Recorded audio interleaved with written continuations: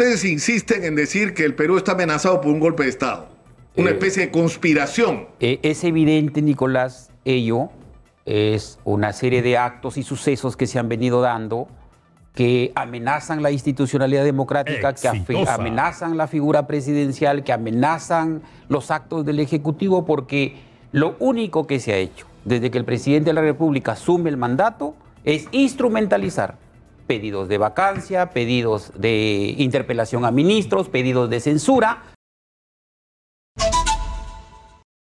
Nicolás Lucar, esto es Hablemos Claro, y se encuentra en nuestros estudios el ministro de Justicia, Félix Chero, a quien le agradezco su presencia. Félix, muy buenos días. Buenos días, Nicolás. Gracias por la invitación.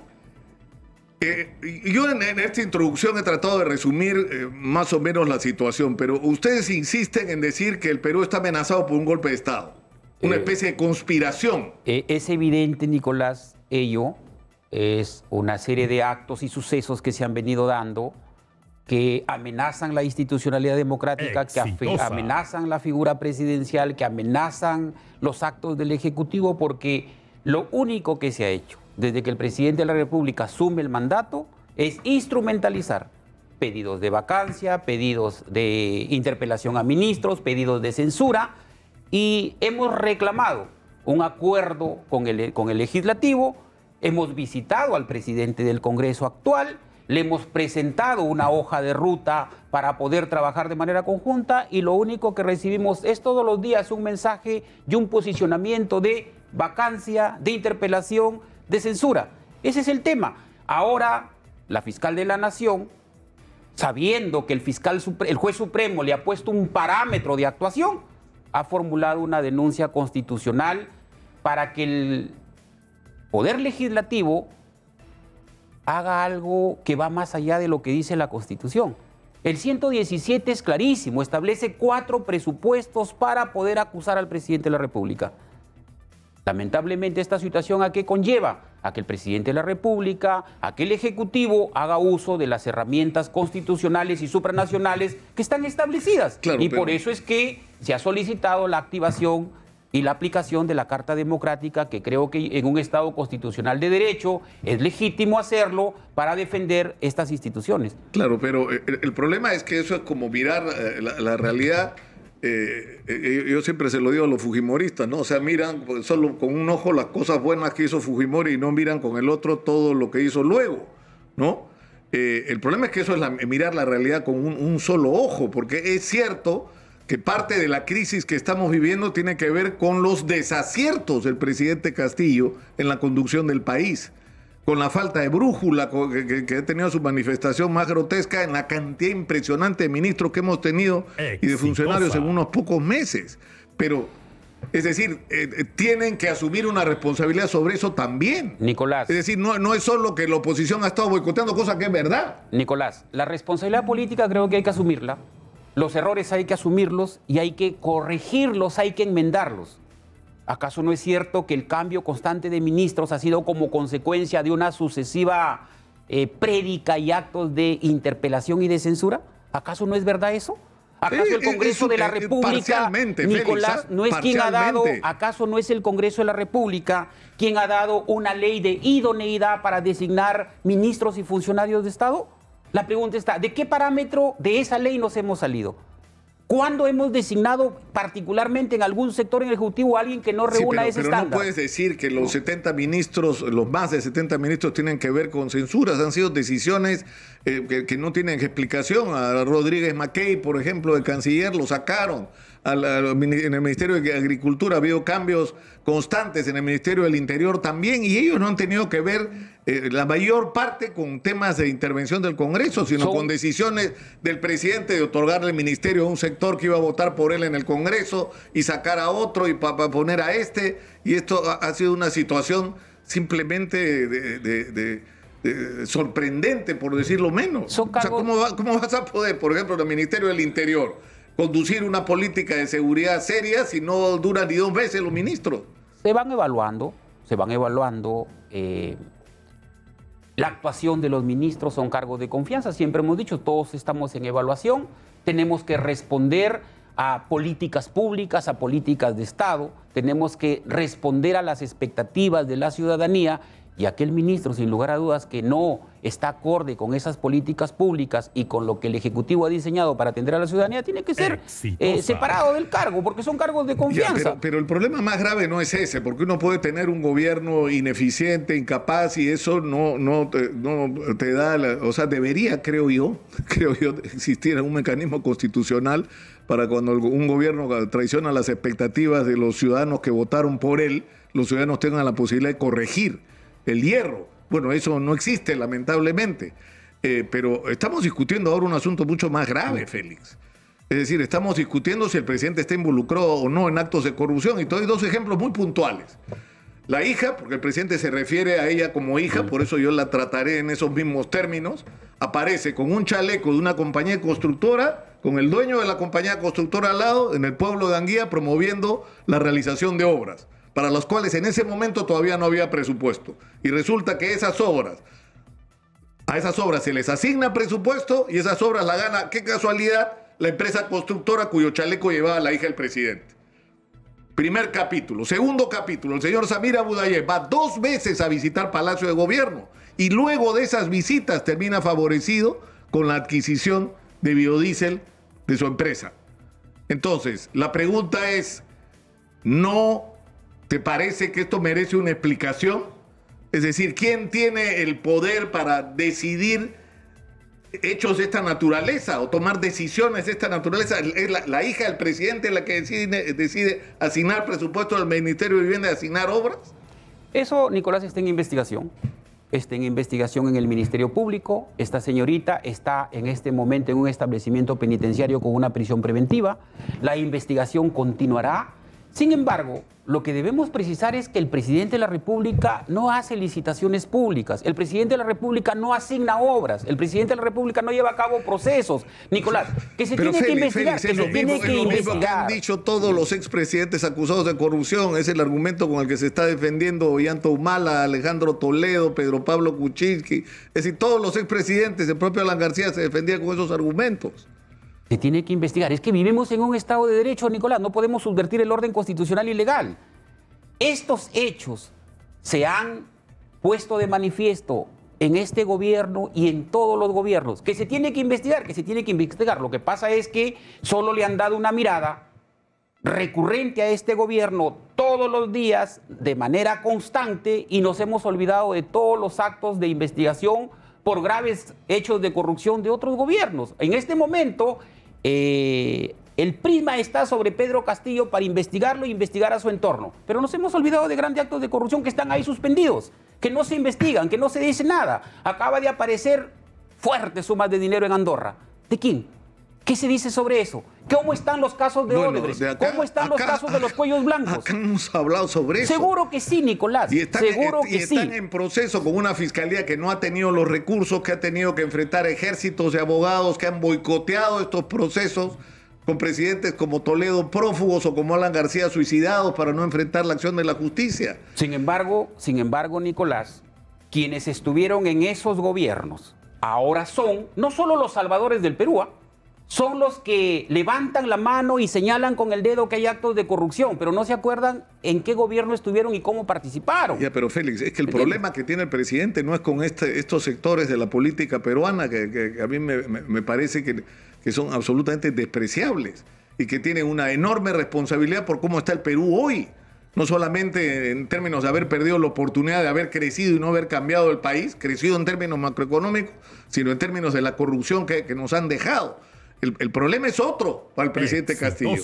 El presidente está enfrentado a sus propios actos y a la necesidad de rendirle cuentas a la gente que lo eligió presidente de la República. Acá la bronca no es con Keiko Fujimori. Pero ¿metió usted la mano o no, presidente? O sea, ¿quién permitió que su hija consiguiera, que una persona muy cercana a ella consiguiera obras que no tenían ni presupuesto en determinado momento, que se asignara presupuesto para que esas obras se hicieran? Y esta gente está presa. O sea, ¿quién decidió eso? ¿Es la hija del presidente la que puede tomar esa decisión? La pregunta está, ¿quién nos debe dar esos insumos? ¿Quién nos debe dar esa información en una investigación objetiva, en una investigación veraz? ¿No es el Ministerio Público? Pero eso, Nicolás, es lo que está haciendo el Ministerio Público. ¿Construyendo novelas policíacas? ¿Construyendo a partir de colaboradores eficaces que primero son detenidos y como consecuencia de esa detención a la que son sometidos a una constante presión para decir cosas que incluso son falsas? Eso tenemos que ver, Nicolás. No se trata de volumen, no se trata de volumen, no se trata de que digan hay 375 páginas en una investigación y nadie se ha preocupado por verificar si esos hechos que dicen que tienen indicios de ilicitud han sido corroborados. La pregunta está, ¿dónde está la brillante declaración de Bruno Pacheco? ¿Dónde está la brillante declaración de Karelyn López? Tú sabes que han dicho que yo me he reunido el 23 de julio para desacreditar a la señora fiscal de la Nación, y tú sabes que ese hecho es falso. ¿Tú sabes que yo jamás estuve el 23 de julio en Palacio de Gobierno? Por ejemplo, Nicolás, eso que se hace para deslegitimar, desacreditar a ministros se viene haciendo también contra el presidente de la República. También se viene haciendo, y aparece una fiscal, Nicolás, que dice que en el Perú la presunción de inocencia no existe. Eso estuvo muy mal. Que se tiene que en el Perú admitir, Nicolás, que los colaboradores eficaces pueden mentir. Exitosa. O sea, se construye imputaciones sobre la base de mentiras. Pero por eso mismo existe el mecanismo de la corroboración de la información. Pero hay hechos que son contundentes. Yo te acabo de citar solamente el caso de la hija del presidente, el caso de Heaven Petroleum y el tema del biodiesel, el caso del puente Tarata, que fue tan grotesco que tuvo que ser cancelada la licitación. O sea, las obras y los direccionamientos en los que ha estado metido el señor Salatiel Marrufo, que desde acá durante meses hemos estado advirtiendo lo que pasaba y el presidente no oía lo que estaba ocurriendo con un ministerio tan importante y con tanto presupuesto como el de vivienda. Es decir, hay hechos que son innegables, pues, Félix. O sea, acá ha habido corrupción, está claro que ha habido corrupción. Lo que ha dicho ayer Pasión Dávila en una entrevista con Manuel Rosas es que lo que ha habido acá son ratas. Y le ha dicho rata a Bruno Pacheco, porque él dice que el presidente no tiene responsabilidad, que es la gente de su entorno la que ha metido la mano supuestamente. La pregunta está, ¿y esa hipótesis no es válida? ¿Acaso no se puede pensar, Nicolás? ¿Tú puedes controlar aquí lo que hace el personal que trabaja contigo? ¿Tú puedes responder por la responsabilidad aislada de terceras personas? Te voy a decir algo, Félix. Yo siempre me he hecho responsable por las decisiones que ha tomado la gente que yo he puesto donde ha estado. Sí, muy bien. Siendo o no mi responsabilidad personal directa, porque yo los elegí. Muy bien, Nicolás. Y si yo elegí una persona y esa persona actuó mal, el primer responsable soy yo. Muy bien. Entonces, por eso te hago la pregunta. Pero Nicolás, Félix, escúchame esto. ¿Quién puso a Bruno Pacheco ahí? ¿Quién permitió que Samir Villaverde, que es un tremendo delincuente, que lo botaron de la Fuerza Aérea por delincuente, que fue preso por agarrarse a balazos en un asalto a una pizzería, que después estafó gente y que terminó solo Dios sabe cómo, teniendo una compañía de seguridad? ¿Qué hacía en Palacio de Gobierno? Esa es la pregunta. Es decir, ¿qué hacían los lobistas como Karelyn López o Silvia Barrera? ¿Qué hacían en los pasillos de Palacio como si fuera su casa? Coordinando cosas, tomando decisiones. ¿Con quién? O sea, ¿por qué el presidente permitió que eso ocurriera? ¿O él no sabía que estaba pasando a 3 metros de su despacho? La pregunta está, ¿todas esas personas se han reunido con el presidente de la República o con quién se han reunido? Palacio de Gobierno es muy grande, Nicolás. En Palacio de Gobierno atienden funcionarios, atienden asesores.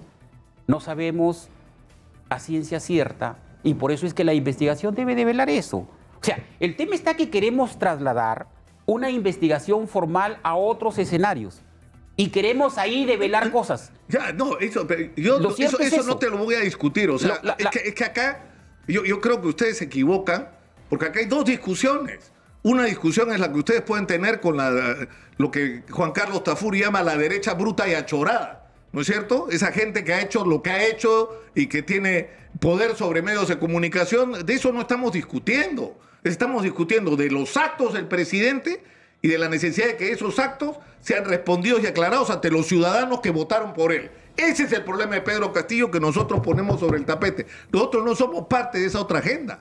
Muy bien. Félix, te quiero pedir un favor. Tengo que ir a la pausa. Sí, con gusto. Podemos ir a la pausa y regresar con esta conversación. Estamos con Félix Chero, ministro de Justicia. Con él volvemos tras la pausa.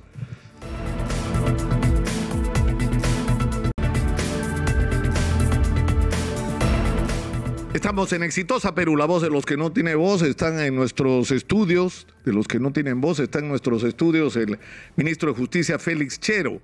y estamos discutiendo sobre cómo enfrentar esta situación. ¿Qué se hace cuando la fiscal de la Nación llega a la conclusión de que hay evidencias de que el presidente es parte de una organización criminal asociada a delitos de corrupción que han ocurrido alrededor de su entorno y con su propia participación? ¿Qué hacemos con eso, Félix? Muy sencillo, cumplir la ley, cumplir lo que dice la Constitución, cumplir lo que dice el Código Procesal Penal, cumplir lo que el juez supremo le ha dicho a la fiscal de la Nación. ¿Hasta dónde puede avanzar con una investigación y reservarla hasta qué? El 2026. Por supuesto. No, yo no, tú me lo pides a mí, yo no puedo. Lamentablemente, yo no puedo. Nicolás. A mí me ha parecido irritante que esto haya ocurrido en las últimas décadas. Bien sencillo. Que se hayan presentado evidencias de que presidentes en ejercicio están en corrupción y que nos digan, no, el artículo 117, no podemos hacer nada, entonces tenemos que mirar para el techo. A mí no me parece que eso haya pasado y que eso siga pasando. No me parece que esté bien. ¿En qué país vivimos, Nicolás? En un país que se precia de ser un país que tiene un Estado de Derecho, que es democrático. Esas son las normas que tenemos. Exijámosle al Congreso de la República que cambie las reglas, que cambie la Constitución, que la modifique en todo caso. ¿Por qué no lo hace? ¿Por qué no discuten un plan alternativo constitucional para darle una solución a este tema? ¿Y sabes por qué? ¿Y sabes por qué no se hace, Nicolás? Porque sencillamente hay, no solo en el caso del presidente, imputaciones, sino que hay imputaciones contra otros actores políticos que también son del Congreso de la República y que saben que tienen que ser investigados y que se les tienen que aplicar las mismas reglas. Entonces, Nicolás, el juez supremo ha marcado una pauta de delimitación para que la fiscal de la Nación actúe.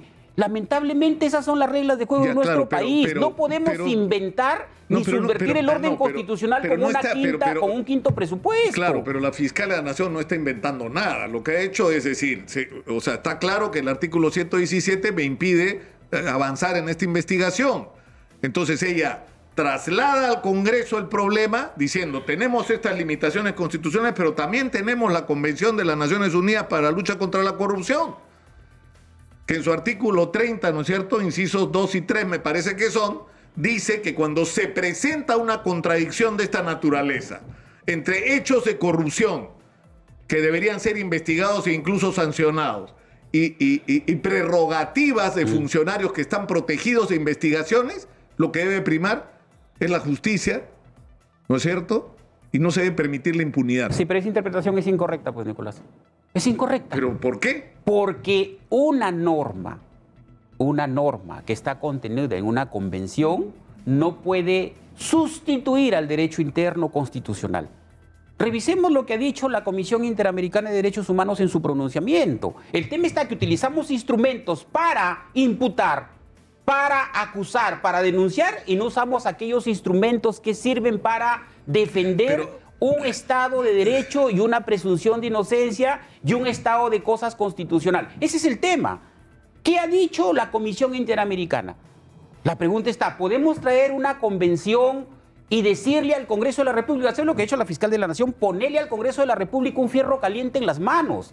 ¿Y sabes qué ha hecho el Congreso? Ha soltado ese fierro y se lo ha trasladado al Tribunal Constitucional. En democracia, en puridad, esperemos que el Tribunal Constitucional emita un pronunciamiento. Bueno, ahora, pero ustedes han ido a la OEA a pedir la aplicación de la Carta Democrática, donde a lo que están haciendo referencia, lo imprimí el día de ayer para no olvidar el texto, dice que cuando un Estado considere que está en riesgo su proceso político institucional democrático o su legítimo ejercicio del poder, cuando un Estado miembro se produzcan situaciones que pudieran afectar el desarrollo del proceso político institucional democrático o el legítimo ejercicio del poder. ¿Y acaso no está en riesgo? ¿Y acaso no está en riesgo?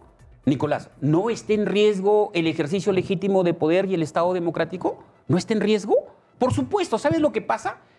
Que no razonamos objetivamente para delimitar poderes y funciones. Y queremos invadirnos entre nosotros los fueros. Y queremos avasallar para recortar el mandato del presidente Castillo y tomar el poder de aquellos que no han sido elegidos.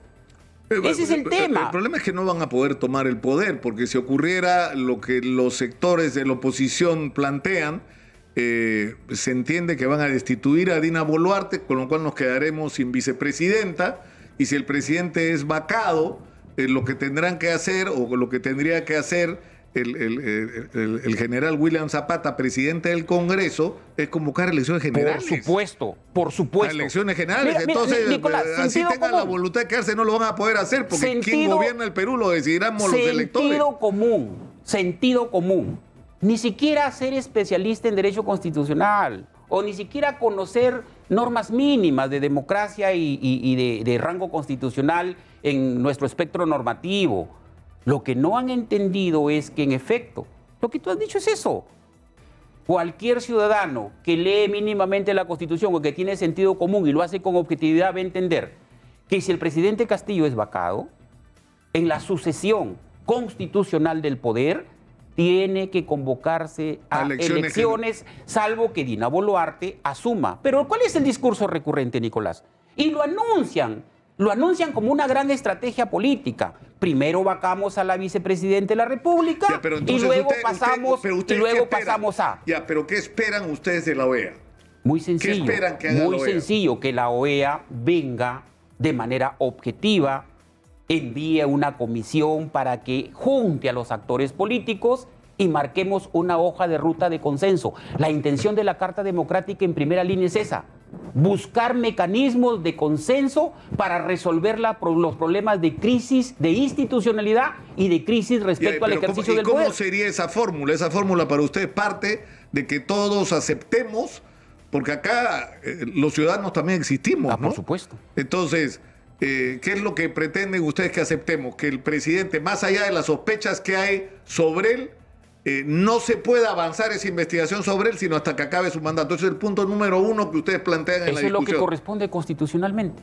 Eso es lo que corresponde y de ahí, constitucionalmente. después de eso, ya digamos que esto, pongámonos en el supuesto negado, como dicen los abogados, que el Congreso acepte esto. ¿Qué pasaría después? Sentarse el Congreso y el Ejecutivo a establecer aquellas propuestas que son de política pública y de política de Estado para resolver las necesidades del país. Es posible, es posible. No solo se necesita política y acción, se necesita norma que sostenga y respalde las políticas públicas. Yo te pregunto, ¿alguien ha dicho de aquellos que salen todos los días a decir Dina Boluarte tiene que ser vacada y luego el presidente y en esa opción, cuántos proyectos de ley han presentado en beneficio de la población? ¿Cuándo se han sentado con algún sector para ver qué necesita la población para atenderlo? Sin embargo, muchos sectores con congresistas que son demócratas y que creen que es posible estos acuerdos, nos sentamos y conversamos y avanzamos. Por ejemplo, en este momento en la Comisión de Justicia del Congreso de la República estamos trabajando la reforma del Código Civil y del Código de Ejecución Penal. Por ejemplo, ¿alguien se acuerda de eso? ¿Alguien le da importancia a eso? No, que son bases normativas importantes para avanzar en el desarrollo del país, por supuesto. Pero, lamentablemente, Nicolás, lo que vende y lo que se pretende hacer con la población es generarle todos los días un mensaje confuso para decir que hay actos de corrupción y que hay actos de corrupción pero ahí te equivocas, pues, Félix. Hechos. ¿En qué sentido? En el sentido de que esto es una obra de la oposición. Es decir, está claro que hay gente que el presidente Castillo no había puesto un pie en Palacio y ya están pidiendo su vacancia. Eso es un sector de la política nacional. Pero no tienes por qué hacer un signo igual entre ese sector de la política nacional y los problemas reales que enfrenta el presidente, porque la oposición no inventó el caso de la hija del presidente. La oposición no llevó a Samir Villaverde, a la señora Karelyn López, a Silvia Barrera y a toda esta gente, al propio Bruno Pacheco a Palacio de Gobierno. La oposición no inventó lo de Heaven Petroleum. O sea, cuando yo le pregunté al presidente en la entrevista que tuvimos si él conocía a Samir Abu Dayan, me dijo, no sé quién es, se había reunido 2 veces, Félix. 2 veces se había reunido con él y tras esas reuniones se activó la compra de biodiesel a Heaven Petroleum. Y ahora un colaborador que supuestamente es corroborado con una serie de detalles con respecto a asistencia de Karelyn López a Petroperú, a Palacio, es decir, se habría pagado incluso 2 millones de soles por ese contrato y que el propio presidente estaría involucrado. O sea, ¿a ti no te interesa saber la respuesta de si esto es verdad o mentira? Por supuesto. Sin embargo, volvemos a lo mismo. Al estaría, habría, sería, ¿sí? Grado de posibilidad, ni siquiera de probabilidad. ¿Tú sabes a qué nivel está la investigación preliminar? Está en grado de sospecha inicial simple, de posibilidad de comisión. de un ilícito. ¿Sobre la base de qué? De haber construido declaraciones de colaboradores eficaces. ¿No has escuchado tú, Nicolás, qué es lo que dice la abogada que tuvo Bruno Pacheco? ¿Qué es lo que le dijo Karelyn López? Y dice tener una grabación en la que dijeron vamos a vengarnos de Castillo y vamos a decir estos hechos. Por eso es que te digo, hay que corroborar, Nicolás. O sea, no podemos aliviantar y solventar el morbo de que hay corrupción en todo lado. Incluso dicen, ahora ya no es solo Castillo, ¿eh? El artículo 28 de la Constitución dice que todos los ministros de Estado son copartícipes. Eso es lo que es el artículo 28 y se presentan grandes juristas, entre comillas, a posicionar ese mensaje. Yo le digo, por ejemplo, al señor Jorge del Castillo que ha dicho todos los ministros son responsables. Cuando Alan García se pega un balazo, habían indicios de corrupción y lo iban a detener por eso. Todos los que estuvieron en su gobierno, bajo el 128 que invoca el señor Castillo, pues que se ponga a disposición de la justicia. Fue parte de ese gobierno, pero así no opera la Constitución, así no operan las normas. Entonces, Nicolás, tú has dicho algo que es muy cierto. Respetemos la división de poderes, respetemos los fueros. Es un sector, el otro sector tiene que ponerse a trabajar, el otro sector tiene que sentarse con el Ejecutivo, indistintamente que hayan investigaciones, Félix, indistintamente que se tenga que determinar si hay actos o no de ilicitud, tiene que trabajarse lo que se ha venido a hacer por el país y lo que tiene que hacerse como Ejecutivo en coordinación con el Legislativo y con todos los sectores. Pero lamentablemente, ¿qué tenemos todos los días? Pero fíjate lo que está ocurriendo. Es decir, la gran tragedia del Perú es que hemos sido un país que ha crecido en términos macroeconómicos y esto no ha correspondido y la pandemia lo puso de manera grotesca en evidencia, que no ha resuelto los grandes problemas de sus ciudadanos. Los problemas incluso en algunos casos más elementales como el acceso al agua potable. Y esto, ¿por qué ha ocurrido? Porque hemos tenido gobernantes ineptos y corruptos. Y porque el Ministerio Público no ha hecho en su momento lo que tenía que hacer. Y lo que debió hacerse en su momento es investigar a los presidentes, cambiar el artículo 117 y meterlos presos y sacarlos del gobierno por corrupto. Lamentablemente no se hizo.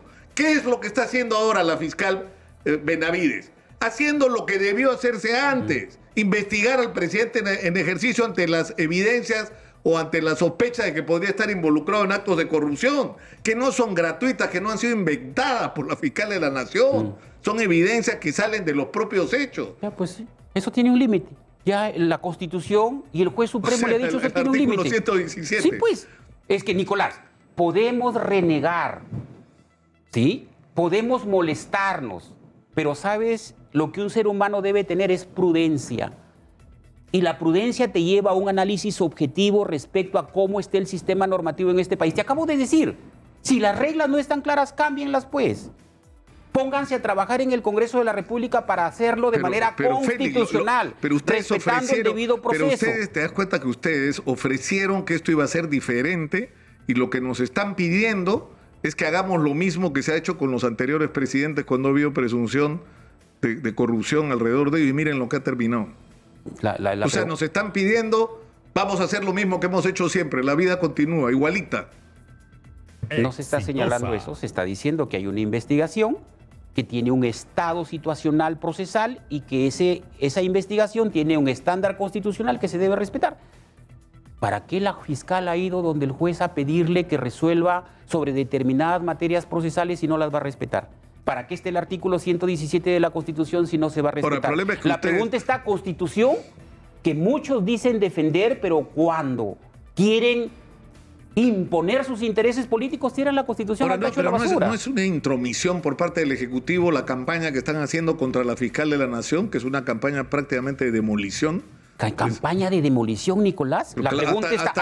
Sospechosa de narcotráfico, le han dicho, poco menos. ¿Has revisado tú la disposición fiscal en la que a la hermana de la señora fiscal de la Nación le han dado comparecencia con restricciones e impedimento de salida del país? ¿Has revisado cuáles son los fundamentos del juez y por qué le dicta esa medida restrictiva de derechos? Aquí hay que ser muy objetivos. No está en discusión quién denuncia, no está en discusión quién pone en evidencia esos actos, está en discusión si esos actos se han producido y tienen corroboración. Y ahí hay una decisión judicial que señala en nivel de sospecha suficiente que la señora hermana de la fiscal de la Nación presuntamente liberaba narcotraficantes por fuertes sumas de dinero. Eso está en la disposición, no lo digo yo. Ya, pero está eso, en la disposición. Pero eso ¿de qué hace responsable a la fiscal de la Nación? Porque ella tiene que ser responsable de los actos de su hermana. Muy bien, primero. Muy bien. Y segundo, ahora sí, tengo dos preguntas. Muy bien, o sea, Nicolás. ¿por qué ella es responsable de los actos de su hermana? Es la primera pregunta, ¿no es cierto?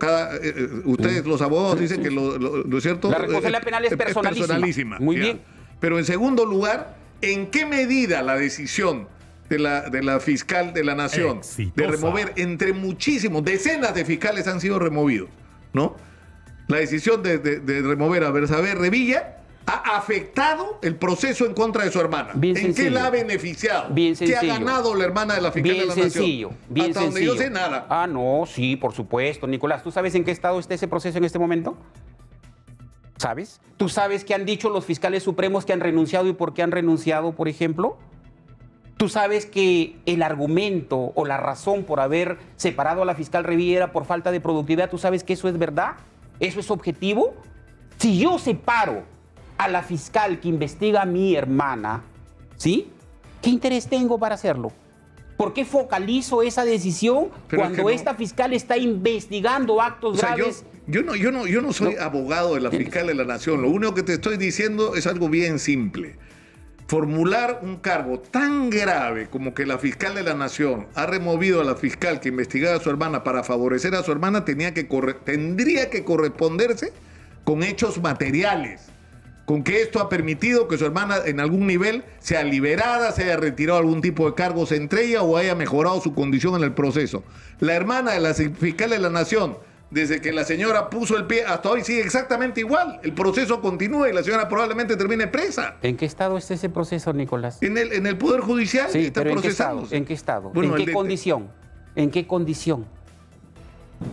¿Por qué es que hay una sospecha fundada de que aquí se tiene que investigar? Y digo, no importa el mensajero, importa el mensaje.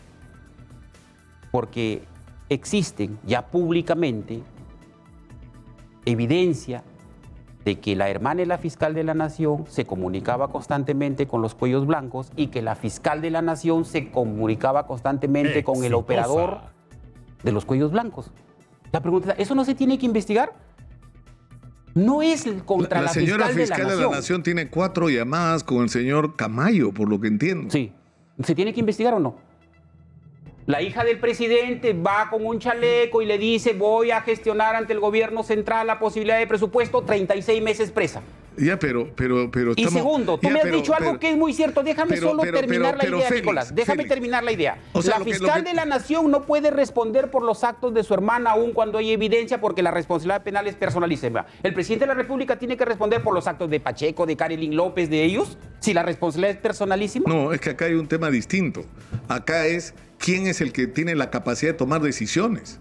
Es decir, quién decide que las obras que está promoviendo la hija del presidente se realicen con la constructora que la hija del presidente quiere. ¿Quién decide qué fiscal investiga? O sea, tú me vas a decir, no, es el ministro de Vivienda. ¿Y a qué capacidad tiene la hija del presidente de darle órdenes al ministro de Vivienda? Pero eso no ha dicho, pues. Eso no ha dicho.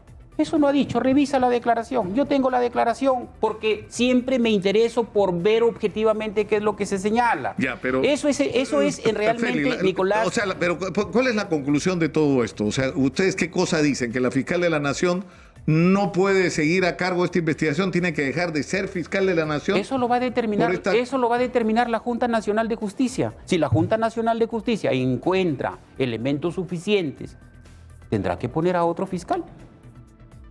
Y tendrán que elegirse a otra fiscal de la Nación si hay indicios suficientes. Por eso te digo, aquí no hay lo que se dice. Pero, una campaña de Pero tú eres consciente, que puede ser esta fiscal de la Nación o puede ser cualquier otra y los hechos van a seguir ahí, Félix. Los hechos van a seguir ahí.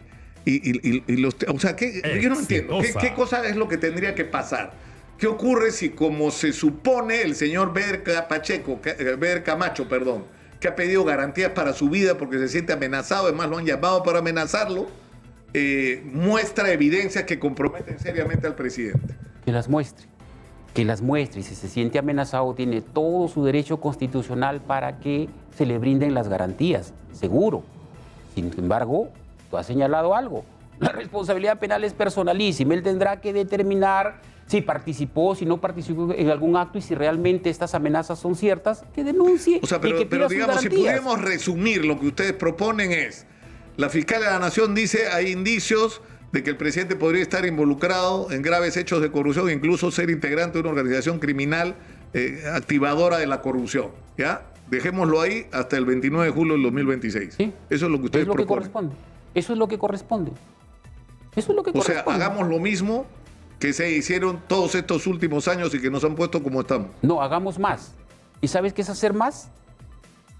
Cambiar las reglas de juego. No. Entonces, si en un partido de fútbol, Nicolás, de 90 minutos, tú quieres jugar 120, no vas a poder porque las reglas son claras. Ahora, está claro lo que ustedes esperan de la OEA, pero han ocurrido otros hechos. Se ha restituido por decisión judicial al señor Daniel Soria como procurador. El Ministerio de Justicia, entiendo, ya emitió la resolución reponiéndolo en el cargo. A ver, ese es otro error, por ejemplo. El señor Soria, a quien respeto como respeto a todos los profesionales, ha ido el día de ayer a la Procuraduría a decir, aquí está mi resolución, repónganme. La pregunta está, ¿así funciona la justicia en nuestro país? Es un organismo público. Es quien defiende los intereses del Estado en juicio. Hay una formalidad legal. Yo ayer me encontraba en Consejo de Ministros, Nicolás. Exitosa. Por WhatsApp me comunican, ha llegado la resolución que dice que se le restituye al señor Soria en el cargo que venía ocupando. ¿Sabes qué he hecho yo? Inmediatamente he instruido a mis equipos técnicos que preparen toda la documentación para el cumplimiento de esa resolución judicial. ¿Cómo se cumple? Yo hago la propuesta al presidente de la República de la resolución de restitución y el presidente de la República tiene que emitir la resolución suprema de restitución. Ese es el procedimiento correcto. ¿Y eso ya ocurrió? Ya lo hice. ¿Y el presidente ya firmó? Entiendo que debe estar en su despacho. Eso ha ido el día de ayer porque ayer recién se ha dado la resolución. El día de hoy, bueno, hemos revisado normas legales hasta hace un rato y no estaba todavía. Hay un procedimiento. Es decir, pero no va a haber una objeción. De mi parte, Nicolás, yo soy respetuoso del Estado de Derecho, de la Constitución y de los procedimientos reglados. De mi parte, yo desde ayer ya hice todo el procedimiento. Así que de mi parte, el señor Soria, le digo que debe estar muy tranquilo. Porque yo respeto a los profesionales y respeto los mandatos judiciales o que tienen autoridad de cosa juzgada, que son firmes, o que son medidas cautelares que disponen un mandato de ejecución. Ahora, han ocurrido dos cosas en las últimas semanas insólitas, ¿no? Lo primero es que el alcalde electo de la ciudad de Lima, el señor Rafael López Aliaga, dice que él no quiere sentarse con el presidente y que él piensa que el presidente debería renunciar o no debería estar donde está. Y en segundo lugar, el alcalde, el municipio de San Isidro, porque entiendo que es una decisión de consejo, ha declarado persona no grata al presidente de la República. ¿Qué comentario le merece al ministro de Justicia? Bien sencillo, yo le dije públicamente al señor López Aliaga, que ahora ya es el alcalde, que ha venido para resolver los grandes problemas que tiene Lima, también de inseguridad, también de falta de servicios básicos, también de mantenimiento de servicios, de limpieza pública, etcétera, etcétera. Y tiene que sentarse sin lugar a dudas con el Ejecutivo para poder impulsar esas grandes obras de infraestructura y de desarrollo. La pregunta está, ¿el gobierno o los niveles de gobierno se interconectan para realizar actos de gobierno? Municipal, regional y central. ¿Con quién va a trabajar el señor López Aliaga? Si ha ofrecido hacer de Lima una potencia mundial. Y he dicho también que en política, Nicolás, la bravuconería no es buena consejera. No se trata de hacerse el bravo, no se trata de hacerse liso para enfrentar una postura cuando se puede hacer con vehemencia, sí, pero de manera educada, sin denostar, sin insultar. Y lo segundo, respecto al alcalde de San Isidro, la pregunta está, ¿es una facultad de un alcalde estar declarando persona no grata? ¿Qué quiere? ¿Populismo? ¿Qué quiere? ¿Que salir en un titular? Que se ponga a trabajar por lo que falte ejecutar del presupuesto en San Isidro, más allá de estar haciendo ejercicios antidemocráticos que no le hacen bien al país. Eso no le hacen bien al país.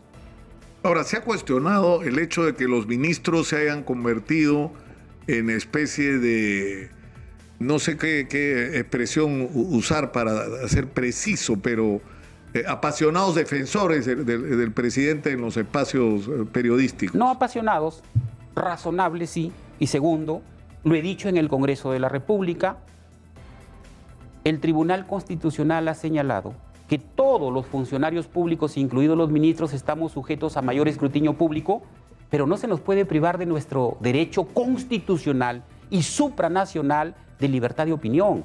La pregunta está, se ataca al Ejecutivo, se ataca a los ministros y tenemos que quedarnos callados. Tú me invitas a este programa y yo tengo que venir con una mordaza aquí. Tengo que ejercer mi derecho constitucional, Nicolás. Tengo una última pregunta que en realidad es una queja y una protesta. Lo que ha pasado con Roberto Ramírez a raíz de la incitación que ha hecho el presidente. Estaban los reservistas, estaban los periodistas y el presidente habla de la prensa sesgada y un reservista descontrolado golpea al periodista Roberto Ramírez, que es una persona a la cual yo conozco, que es un periodista intachable y que es un hombre al que nadie le tiene que decir lo que tiene que hacer. Él actúa por sus convicciones y ha sido golpeado. Y es más, así no fuera, ¿no? O sea, no es la manera de relacionarse con la prensa. Totalmente de acuerdo, Nicolás. Particularmente quien te habla y todos los amigos de la prensa pueden dar fe de mi trato con ellos. Pero si hay hechos de este tipo... Claro, pero el presidente es que el que ha incitado a que eso ocurra. Si están ahí los reservistas y el presidente los agita y de ahí está la prensa cejada, voltea y le meten golpe. O sea, no, pues, es una incitación a la violencia contra la prensa. Ese es un sesgo de opinión, es una percepción, Nicolás. Ese es un sesgo de opinión. El presidente jamás ha dicho, ahí está la prensa, golpéenlo. Pues eso ya es extra Pero a veces no es necesario decirlo. Sí, pero, a ver. Porque exacerba pasiones. Posiblemente, de todos lados se exacerban pasiones, Nicolás. De todo lado. ¿O no ves los titulares todos los días? ¿Qué es lo que se dice? De todos lados. Y por eso es que hemos dicho, no es contra la prensa, no es contra la institucionalidad que tienen los medios de comunicación y los periodistas, es contra un sector que todos los días posicionan ese tipo de mensajes de denostar del presidente, de denostar de los ministros, de posicionar un mensaje de que hay corrupción, que todo está mal, pero no se publicita jamás lo bueno. Félix, tenemos que terminar por hoy. Te agradezco mucho por haber estado acá. Y Nicolás, siempre, aún con la agenda y los tiempos, te dije anoche, a lo mejor lo hacíamos por Zoom, pero aquí estoy. Siempre para dar la cara, siempre para conversar, y creo que de manera alturada, de manera educada, como siempre lo hemos hecho y lo hago con todos los medios de comunicación. Claro, y eso debería ocurrir con todos los ministros y en todos los medios, ¿no? Por supuesto. Incluso aquellos que son hostiles. Yo solamente quiero terminar que a mí no me parece, sinceramente. Yo creo que a mí no me parece aceptable desde el punto de vista moral que agarremos el artículo 117 de la Constitución para proteger al presidente de una investigación cuando hay una sospecha de corrupción. No me parece, yo creo que por eso estamos como estamos. Pero en fin, no nos vamos a poner de acuerdo sobre eso. No vamos a cerrar esta conversación muy alturada con una opinión mía. ¿Sí? Me dijeron la vez pasada, astuto Lúcar te terminó la entrevista haciéndote una pregunta que te llevó al Congreso. Yo voy a ir a responder donde tenga que responder, pero siempre voy a respetar tu opinión, Nicolás. Sin embargo, como te dije hace un momento, la Constitución está vigente. Quien tenga que cambiarla tiene que hacerlo con las reglas de juego que establece el procedimiento constitucional. Muchas gracias a Félix Chero, ministro de Justicia. Vamos a la pausa, volvemos con más.